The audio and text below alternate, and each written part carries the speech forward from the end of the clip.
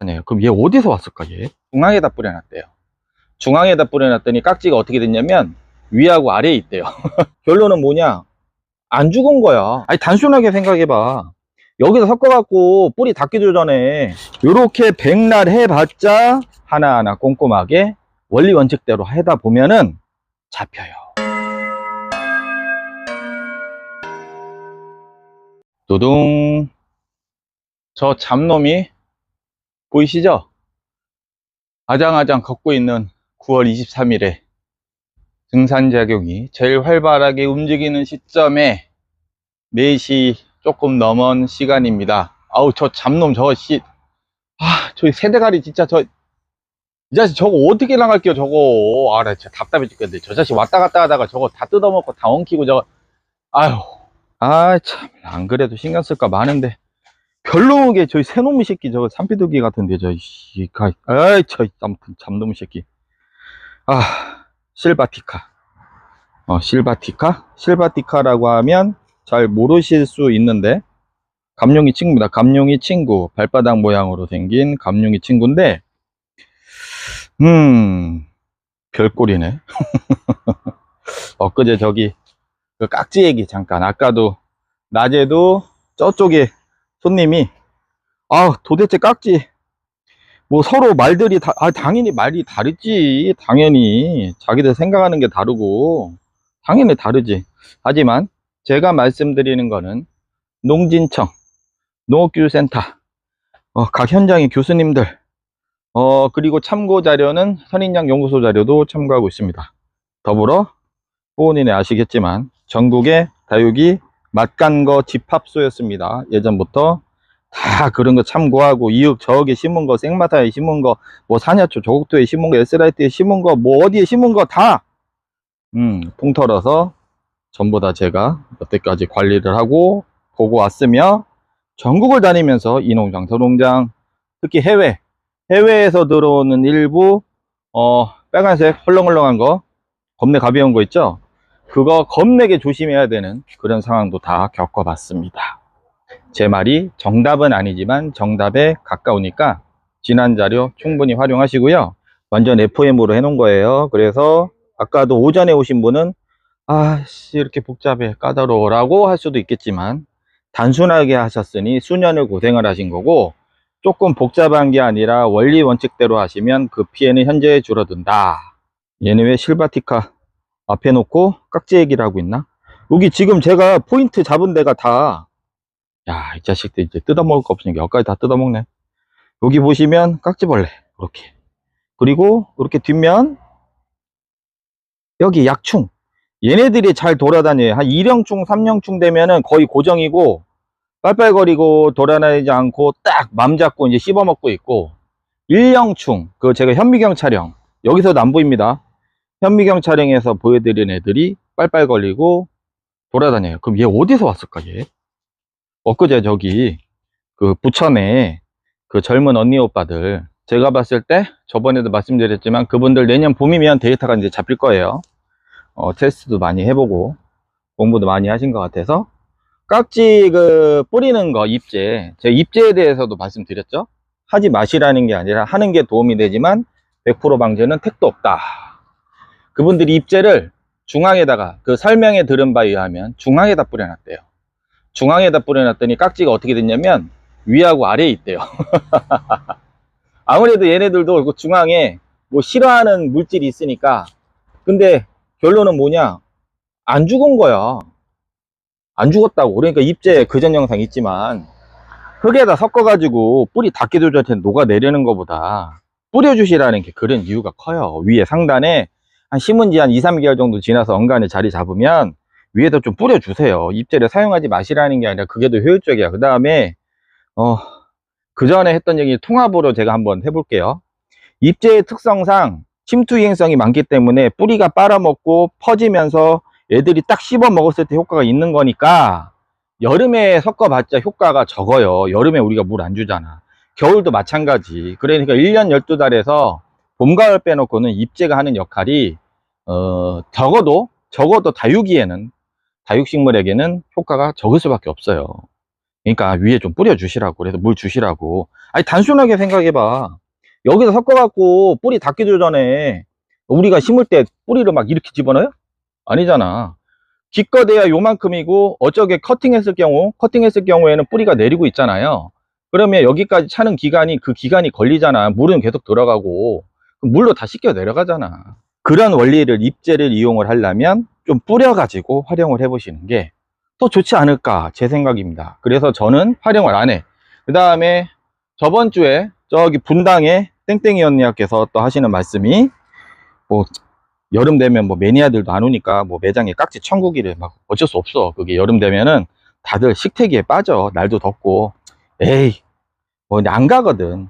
근데 그분이 하시는 말씀이 뭐라고 하셨냐면, 뽀은인의 배합토를 사용하니까 뽀은인의 거는 깍지가 없네? 뭐 이렇게 말씀하셔.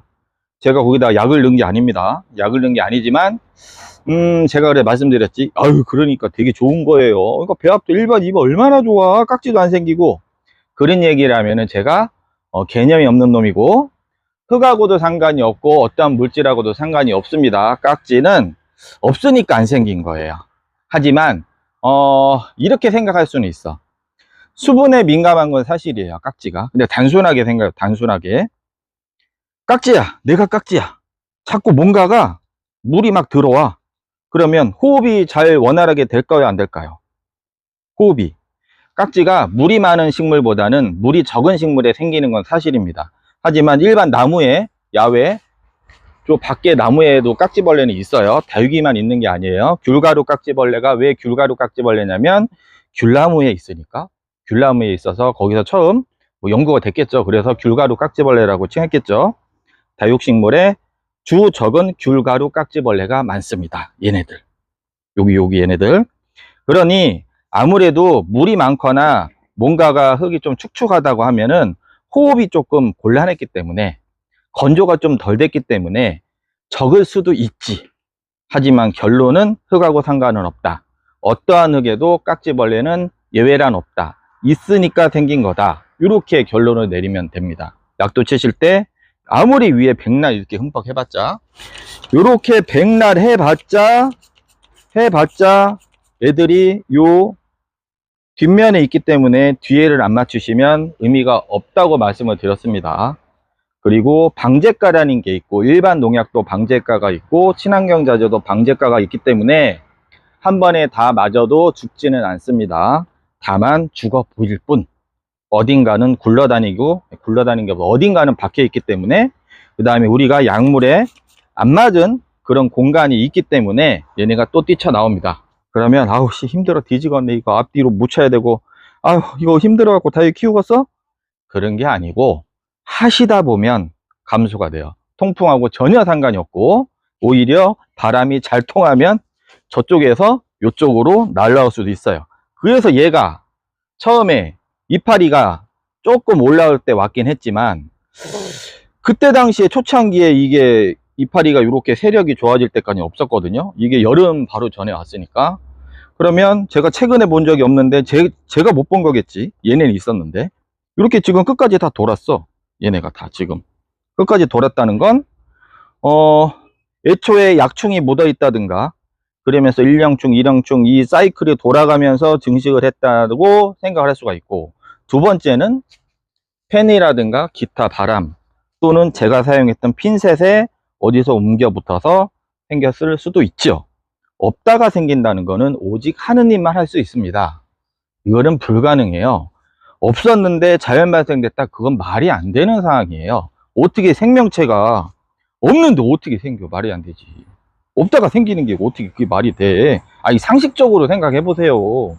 초파리 엊그제 그래서 그 얘기도 했어. 그때 저기 부천에 언니 오빠야도 왔을 때, 초파리가 어떻게 생기나? 초파리가 아래층에서 12층까지 날라갈깐? 12층 살면 25층에도 초파리 생기잖아요. 25층까지 날라갈깐? 뭐 알이라든가 기타 어떤 게 묻어 있어서 그 조건이 형성이 돼서 생겼을 확률이 많죠. 근데 아니면 진짜 방충망 타고 날라왔던가 그럴 수도 있지. 초파리니까. 아무튼 우리가 상상치도 못하는 일들이 발견이 되는데, 이거를 가지고 너무 힘들게 생각하지 마시고 하나하나 꼼꼼하게 원리 원칙대로 하다 보면은 잡혀요. 그리고 또 하나 요즘에 드는 생각인데, 요즘에 작년에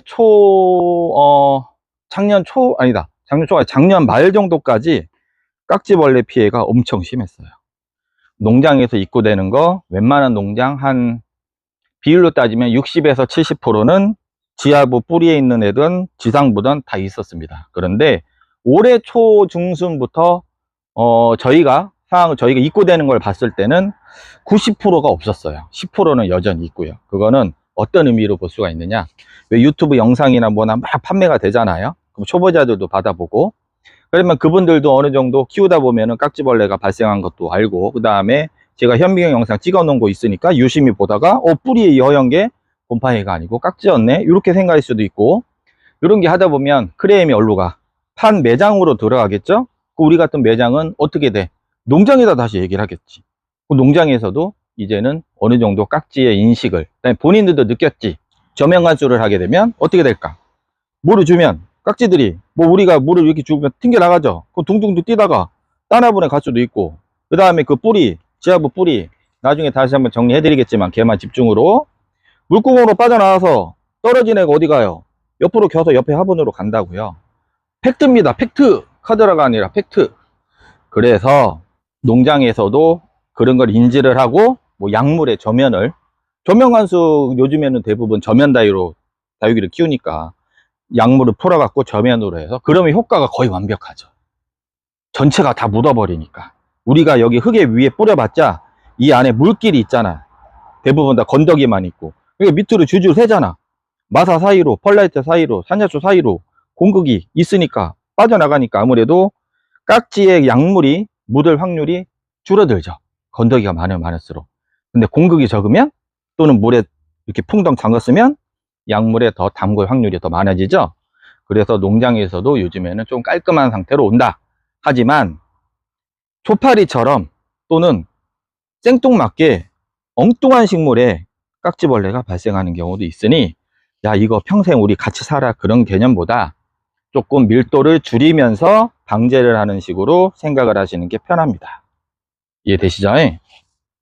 그리해서 제가 오늘 마무리를 질까 어찔까, 그 퐁당퐁당 시리즈 피해가 심했던 분들은 저처럼 하시라고. 지금 벌써 건조하는 기간에 뿌리가 일부, 요건 내렸죠?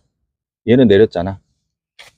요 놈은 제가 그 옆에 그때 사진 같이 찍었나? 얘도 내려 있고. 이렇게 퐁당퐁당을 해서 원천적으로 최대한 봉쇄를 하는 이유가 바로 그런 것입니다. 내 눈에 안 보이니까 없다는 게 아니라 약충은 있을 수 있다. 100%를 하자는 게 아니라 최대한 완화를 시켜주자. 억지로 되지도 않는 거 막 뿌려갖고 하느니 안 묻어. 절대 안 묻어. 밑에 안 묻는다고. 얘도 이제 멈췄네, 그 증상이. 좀 짓물르는 증상이 확실히 온도가 쌀쌀해지니까 발현 온도에서 벗어났잖아요. 그러다 보니 얘가 정상으로 왔습니다. 하지만 내년 봄에 그 발현 온도 30도 가까이 또 되면 또 증세가 나타날 수도 있어요. 그런 원리로 이루어지는 겁니다. 그래서 이렇게 하시면은 퐁당퐁당 애초에 해서 급하게 심지 말고 하시면은 최대한 방제가 돼. 이렇게 하시다 보면 적어져. 그렇다고 다 하시라는 게 아니라, 내가 그랬잖아, 삐뚤한 거, 그 다음에 깍지 피해 있었던 거, 그런 애들은 좀 의무적으로 해보세요. 진짜 편해져. 요거는 저쪽에 언니가 갖고 오신 건데 지금 깨끗하죠. 요거로 깨끗하다고 말씀드릴 수는 없지만 제가 그전 사진 한번 보여드릴게요. 이게 선인장 맥도가리거든요. 뭐가 이렇게 거짐처럼 뭐가 막 이렇게 허옇게 있죠. 그런데 그전 사진하고 보면은 완전히 지금 엄청나게 좋아진 거예요. 얘는 아예 막간 줄 알았는데 여기 보니까 나타나고 있어. 얘도 살아나고 있어. 이거는 제가 처음 봤어요. 가까이서 제가 눈으로 직접 본 거는 처음이고, 예전에 예전에 매니아 분들이 물어보면 아마 깍지 친구 개각충이 아닐까요? 그렇게 의심을 했었는데 실제로 들여다보니까 처음 본 거야. 처음 본 거. 참 재밌죠? 윤석은 저 없을 때 어떤 사장님이 뭔 약을 놓고 가셔서 저희 누가 그랬대요. 매니아들이 약은 뽀니네 가라고. 그래서 그거를 유통하시는 사장님이세요. 유통하시는 사장님인데 저 없을 때 오셨나봐. 아무튼 뽀니네 가보라고 했대요. 그래서 저 없을 때 오셔서 약은 놓고 가셨는데 명함하고 일반 좀 다이 많은 매니아 분들한테는 해당이 없어요. 그냥 칙칙칙 뿌리는 거야. 뿌리는 게 사실 효과가 애매한 게 많았거든요. 근데 요번 거는 좀 괜찮네. 제가 테스트를 좀 더 해보고 한번 알아볼게요. 하지만 얘도 잘 보시면 덕지덕지 있던 게 해결은 됐지만 밑에 여기 줄기, 목대 요 부분에는 아직도 있다는 거, 뒤에까지 충분히 못 묻혀줬다는 거죠. 그런 거 인지하시고 하시다 보면은 잡힙니다. 깍지에 대해서 더 궁금하신 분들은 지난 영상 재생 목록 보시면 병충해가 있습니다. 아마 우리나라에서 그렇게 정리해 놓은 것은 없습니다. 제가 장담해 전 세계에도 없을 겁니다. 실용 농업하고 제 경험 플러스 여러분들의 경험을 총망라해서 제가 만드는 영상이기 때문에 적극적으로 참고하셔도 됩니다. 아마 머리 아플걸? 그거 보시면. 하지만 그런 식으로 하면 처음에는 수고로운 것 같지만 점점 밀도는 줄어든다. 그러면서 깍지가 옛날처럼 범벅은 되지 않는다. 이렇게 이해하시면 됩니다. 결론, 깍지는 있으니까 생긴 겁니다. 다른 탓을 하면 다른 애들이 속상해해요. 엄마, 너 어떻게 나가려고 새끼야. 저 진짜 그 세대가, 아니 그러니까 이 새끼야 세대가리 소리 듣지. 저희 참, 아우 저 잡놈의 새끼.